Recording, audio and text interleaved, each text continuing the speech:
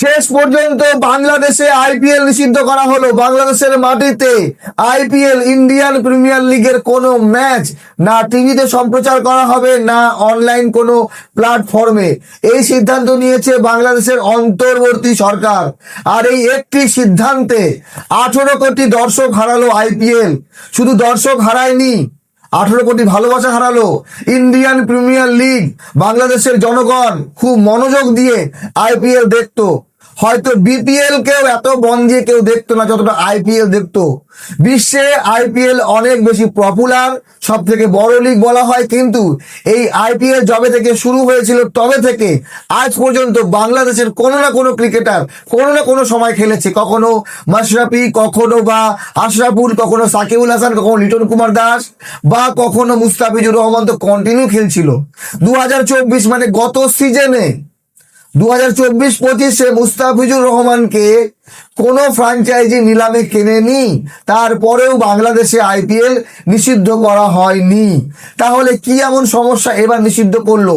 মুস্তাফিজুর রহমানকে যদি আইপিএল 9 কোটি 20 লক্ষ টাকা দিত, তারপরেও আইপিএল বা বিসিসিআই সবাই মিলে 100 কোটির ওপর বাংলাদেশ থেকে উপার্জন করত। এই আর্থিক ক্ষতি বিসিসিআইয়ের হলো, আইপিএল কর্তৃপক্ষের হলো, কেকেআর এর হলো, ব্রডকাস্টারের হলো এবং ব্র্যান্ডেরও হলো। কিভাবে হলো একে একে আলোচনা করব। বিষয় হচ্ছে আইপিএল বিশ্বকাপ একসাথে জড়িত না, কিন্তু বর্তমানে জড়িত। বিশ্বকাপ এবং আইপিএল কিভাবে জড়িত? যেহেতু মুস্তাফিজুর রহমানকে আইপিএল এ কোনো রকম সুনির্দিষ্ট কারণ না জানিয়ে জাস্ট অজুহাত দিয়ে তাকে বাদ দেওয়া হলো। আর সেই অজুহাতকেই হাতিয়ার বানিয়ে বাংলাদেশ বলছে বিশ্বকাপ খেলতে ভারতে আসবে না।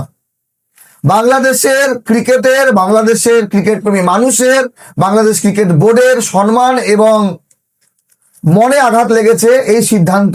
মুস্তাফিজুর রহমানকে যদি এখনো তারা বলছে যদি নিয়ে নেয়, মুস্তাফিজুর রহমান যদি আইপিএল খেলে তাহলে হয়তো বা বাংলাদেশ ভারতে আসবে। আর যদি মুস্তাফিজুর রহমানকে নাই কিন্তু তাহলে হয়তো এই সমস্যা দাঁড়াতো না। এইবার কথা হলো যে বাংলাদেশে যখন আইপিএল সম্প্রচার করা হয় তখন ব্রডকাস্টার সেখান থেকে অর্থ উপার্জন করে। আর সেই ব্রডকাস্টার থেকে অর্থ উপার্জন করে কারা? আইপিএল কর্তৃপক্ষ, সেখান থেকে বিসিসিআই। এইবার এই ব্রডকাস্টারে যখন টেলিকাস্ট করা হয়, লাইভ দেখানো হয়, তখন অ্যাড চলে। অ্যাড থেকে কোম্পানিরা উপার্জন করে কিভাবে? তাদের কোম্পানির প্রোডাক্ট বাংলাদেশেও বিক্রি হয়, সেই এমন অ্যাড দেওয়া হয়, সেই অ্যাড দেখে সেই প্রোডাক্ট কিনতে জনগণ আগ্রহী হয়। অ্যাড তো সেই কারণেই করে। আর এই অ্যাড করার জন্য কোম্পানি টাকা দেয়, ফ্র্যাঞ্চাইজিগুলোকে বেশি পরিমাণে টাকা দেয় জার্সিতে, হেলমেটে, ব্যাটে লোগো লাগানোর জন্য, প্রচার করার জন্য। তার সঙ্গে সব থেকে বড় হচ্ছে ব্যবসা বাণিজ্য। রাস্তায়, ফুটপাতে, স্টেডিয়ামের সামনে খাবারের দোকান থেকে শুরু করে জার্সি বিক্রির দোকান, ঝান্ডা বিক্রির দোকান, সবাই তখন কামাই করে, উপার্জন করে। বিশ্বকাপের মতো বড় আসর যদি ভারতে না খেলে বাংলাদেশ, তাহলে তার সঙ্গে ইংল্যান্ড এবং ওয়েস্ট ইন্ডিজের মতো দলগুলো তারা চলে যাবে শ্রীলঙ্কায়। আর ইংল্যান্ড এবং ওয়েস্ট ইন্ডিজের মতো দলের, ইতালিও, তার সঙ্গে নেপালেরও।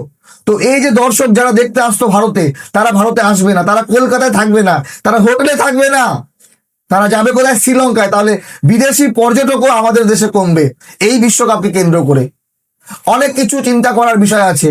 কেউ যদি মনে করে যে মুস্তাফিজুরকে আমরা 9 কোটি দিচ্ছি, এটা আমাদের ক্ষতি, সেখান থেকে তার 10 গুণ উপার্জন করতো এই ক্রিকেট থেকে আমাদের আইপিএল কর্তৃপক্ষ বা বিসিসিআই সবাই মিলে।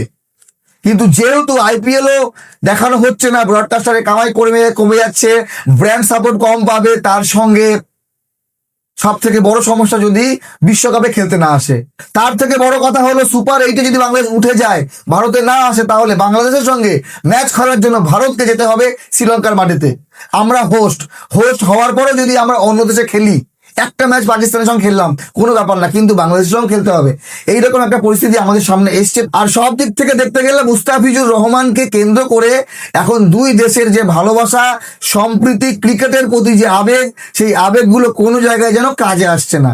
বাকি আপনাদের মতামত জানাবেন। Mustafizur Rahman, IPL, KKR, BCB, BCCI, বিশ্বকাপ, আইসিসি, এই যে বর্তমানে এই ঘটনাগুলো চলছে, এর সমাধানটা কোন জায়গায়? আর যদি এবার বাংলাদেশের কোনো ক্রিকেটার বা মুস্তাফিজুর রহমানই আইপিএল খেলতে না আসে বা বাংলাদেশ যদি ভারতে না আসে, তাহলে আগামী ভবিষ্যতে কোনোদিন না ভারত বাংলাদেশে যাবে, না বাংলাদেশ ভারতে আসবে। সেই রকম একটা পরিস্থিতির সৃষ্টি কিন্তু হয়ে গেছে। ক্ষতিটা কার? ক্ষতিটা সাধারণ মানুষের, ক্ষতিটা হচ্ছে ক্রিকেটের, ক্ষতি হচ্ছে খেলার, মানুষের আবেগের। ভালো থাকবেন সবাই।